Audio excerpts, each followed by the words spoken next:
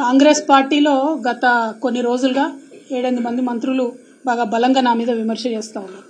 అందులో మా పొన్నం ప్రభాకర్ అన్న కూడా చేస్తున్నారు. అయితే ప్రభాకర్ అన్నకు అర్థం కావాల్సింది ఏంటంటే మేము చేస్తున్నటువంటి ఈ డిమాండ్తోని అత్యధికంగా లాభపడేది పొన్నం ప్రభాకర్ అన్ననే.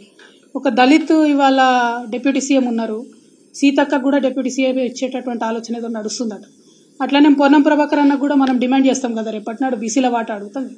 ఎక్కువ రాజకీయంగా లబ్ధి పొందేది వాళ్ళే కాబట్టి పొన్నం ప్రభాకర్ అన్నకు నా రిక్వెస్ట్ ఏంటంటే మీ కోనమాలు చెప్పేంత పెద్దదాన్ని నేను కాదన్నా, కాకపోతే తెలంగాణ ఉద్యమం చేసినప్పుడు కూడా మేము తెలంగాణ వాళ్ళకి రాజకీయ ప్రాతినిధ్యం కావాలని కోరితే అత్యధికంగా లాభపడ్డది మీలాంటి వాళ్ళే. కాంగ్రెస్లో ఉన్నా టీడీపీలో ఉన్నా ఆనాడు తెలంగాణ నాయకులు ఉండాలి అంటేనే మీరు లాభపడ్డారు.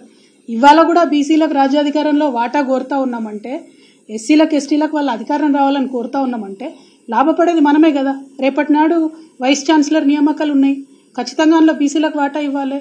ఈ తెలంగాణ రాష్ట్రం ఏర్పడ్డ తర్వాత స్టేట్ మన ఎడ్యుకేషన్ కౌన్సిల్కి ఫస్ట్ టైం ఒక దళిత్కి మేము చైర్మన్గా చేసినాం. మంచి పని చేసి వాళ్ళు కంటిన్యూ చేసినారు మా లింబాద్రి సార్ని. అట్లనే Osmania university vice chancellor first time ఒక యాదవ్ బిడ్డకి ఇవ్వడం జరిగింది వైస్ ఛాన్సలర్.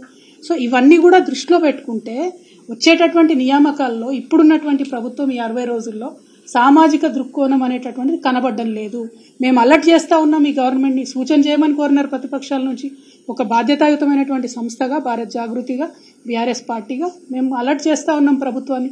వారు మేల్కొని వెంటనే మంచిగా బీసీలకు ప్రాతినిధ్యం ఇస్తే బాగుపడేది మా పొన్నం ప్రభాకర్ అనే కదా, నాకైతే రాదు కదా పదవి. మా అన్న కోసమే అడుగుతున్నా కాబట్టి అన్న అంత కోపం పెట్టుకోవద్దని చెప్పి పత్రికా ముఖంగా ఆయన రిక్వెస్ట్ చేస్తాను.